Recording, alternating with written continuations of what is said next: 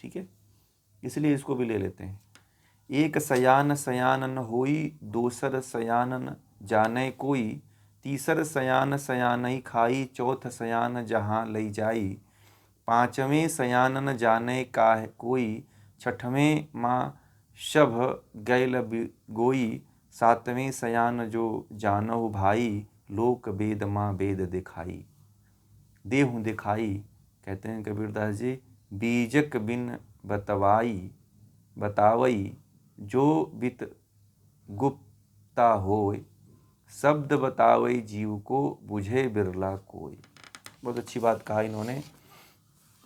अब कबीरदास जी ने अब इस बात पर बल दिए हैं कि जो बाह्य कर्मकांड जो आप कर रहे हो उससे कुछ लाभ नहीं होता है।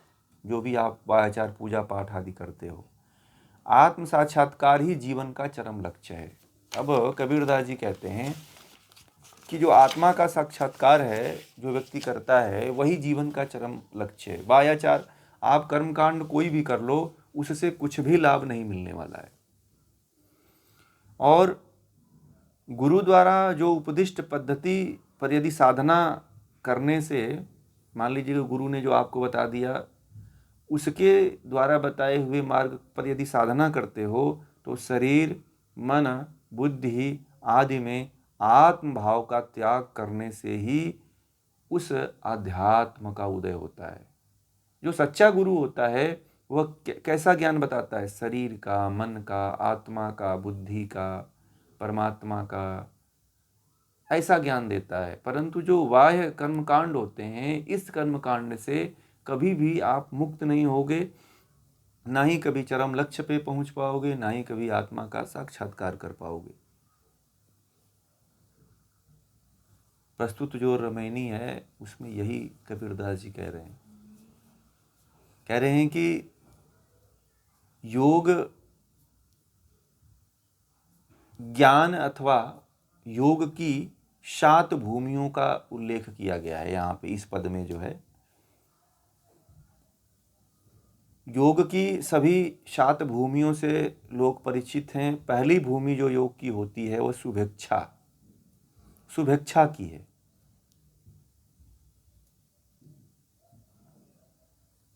पहली योग की भूमि जो उन्होंने बताया है शुभेच्छा।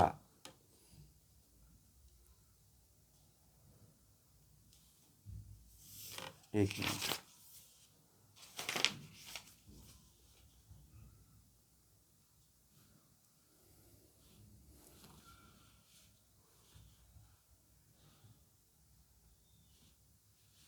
अब इसमें उतना गहराई में नहीं है तो मैं बताता हूँ आप लोगों को। पहली जो योग की भूमि होती है उसे शुभेच्छा कहते हैं। शुभेच्छा मात्र से कोई शयाना या ज्ञानी नहीं होता। शुभेच्छा एक ऐसा है कि शुभेच्छा एक योग की भूमि है। तो शुभेच्छा पहली भूमि है जिसमें ये कह रहे हैं कबीरदास जी कि इसको शुभेच्छा मात्र से कोई सयाना या ज्ञानी नहीं हो जाता है। इसलिए कबीर ने कहा है कि एक सयाना सयानन होई। कह रहे हैं कि दूसरी भूमि विचारणा है। एक पहली भूमि शुभेच्छा है योग की, दूसरी भूमि विचारणा है। इस भूमि में जो स्थित होता है वह केवल मानसिक व्यापार की दशा में रहता है। जो विचारणा है इसमें जो है जो स्थित होता है वह केवल मानसिक व्यापार की दशा में रहता है। इसलिए उसे वास्तविक ज्ञान की प्राप्ति नहीं होती है। केवल मानसिक व्यापार करता रहता है विचारणा में, इसलिए उसको वास्तविक ज्ञान की प्राप्ति नहीं होती है। उसे आत्म का ज्ञान नहीं होता है विचारणा में। इसलिए कबीर ने कहा है कि दूसरा सयाना न जाने कोई, अर्थात दूसरी भूमि में रहने वाला ज्ञानी या योगी कुछ नहीं जानता। पहली में भी नहीं जानता, दूसरी में भी नहीं जानता। तीसरी भूमि है तनु भानसा। तीसरी जो भूमि है तनु भानसा। इस भूमि में सब प्रकार के ज्ञान के हेतु मन को योगी खा जाता है। मतलब जो सब प्रकार के ज्ञान का जो कारण है मन को ही योगी खा जाता है। मतलब मन को पूरी तरह से नष्ट कर देता है। अर्थात मन सूक्ष्म होने लग जाता है। मन जो बाह्य विषयों पर और बाहरी विषयों पर जो भटकता है वह यहाँ पे वह नष्ट हो जाता है। इसलिए कबीर कहते हैं कि तीसरा सयाना सयाने खाई। यहाँ तीसरा सयाना का अर्थ है तीसरी भूमि में स्थित ज्ञानी, और मतलब स्थूल ज्ञान के हेतु स्थूल जो ज्ञान होता है उसका जो कारण होता है मन को ही कहा है कबीरदास जी ने इसमें।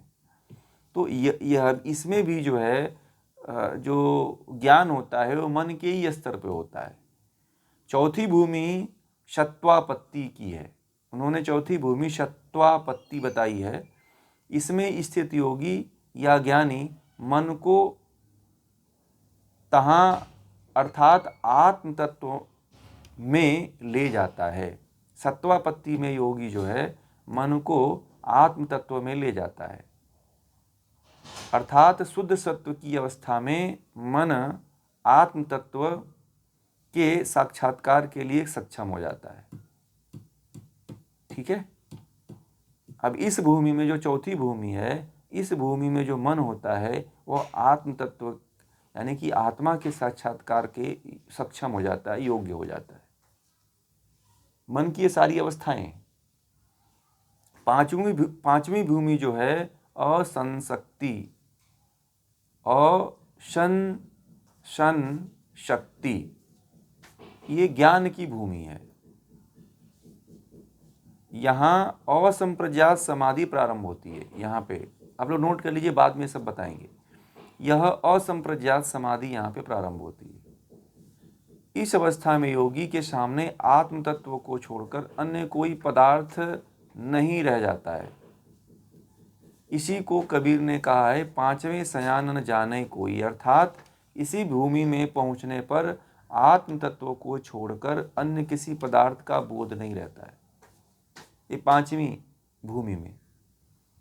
छठी भूमि में परार्थ भाविनी, छठी भूमि परार्थ भाविनी भूमि है। इस भूमि में आत्म तत्व को छोड़कर शेष सब पदार्थ का अभाव हो जाता है। जितने भी अन्य संस्कार होते हैं उसका भी अभाव हो जाता है। इसी बात को कबीर ने कहा है छठवें माँ सब गई ल बिगोई। बहुत 37वां जो पद है बहुत महत्वपूर्ण पद है। सातवीं तुर्यगा भूमि है। तुर्यगा, सातवीं जो भूमि है इसे तुर्यगा भूमि कहते हैं।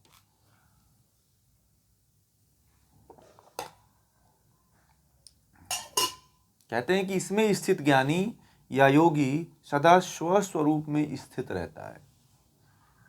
सातवें भूमि में योगी अपने स्वरूप में स्थित हो जाता है।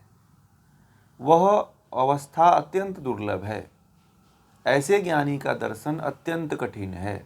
इसलिए कबीर कहते हैं कि हे भाई, यदि सातवें स्थान को जानते हो तो लोक में उसे दिखा दो या वेद में उसकी चर्चा बताओ।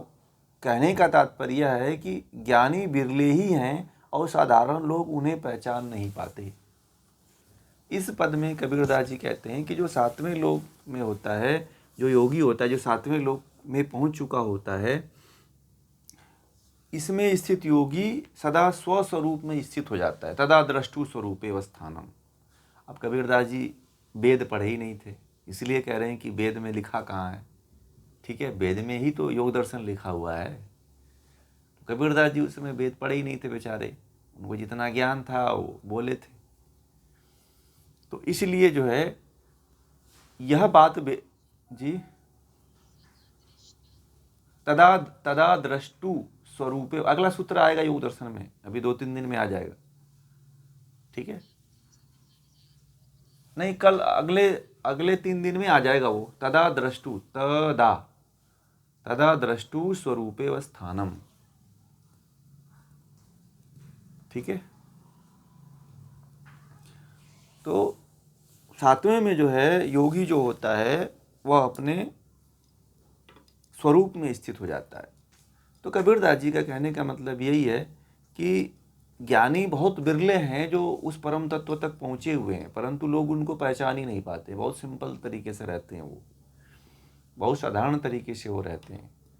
आगे कहते हैं कि साखी में कहते हैं कि जो वित्त या धन गुप्त होता है, जो धन गुप्त होता है अर्थात कहीं पृथ्वी में गाड़कर या अन्यत्र छिपाकर रखा रहता है, उसका पता केवल उसके बीजक अर्थात गुप्त धन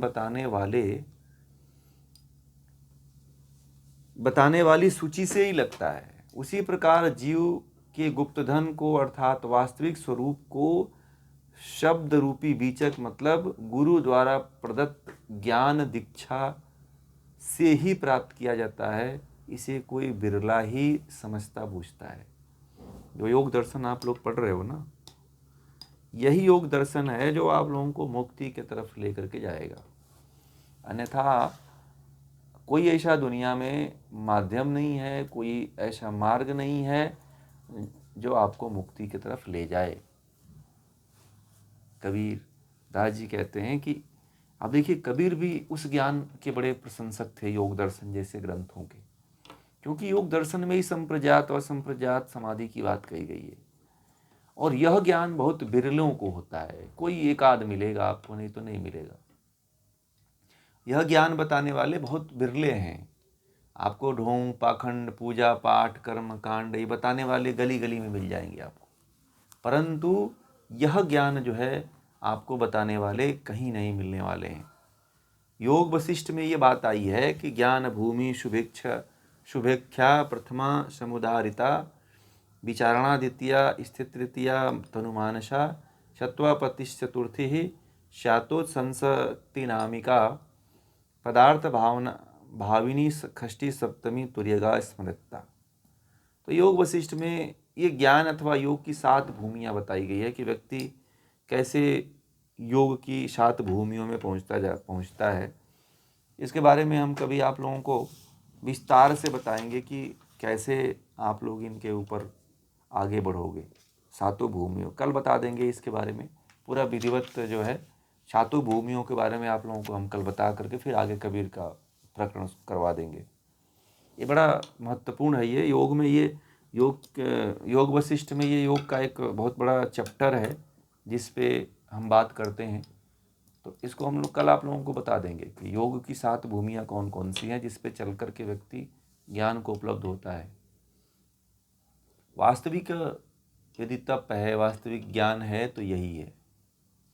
बाकी संसार में आप खूब भटको, खूब यहाँ वहाँ जाओ, कुछ नहीं मिलने वाला है।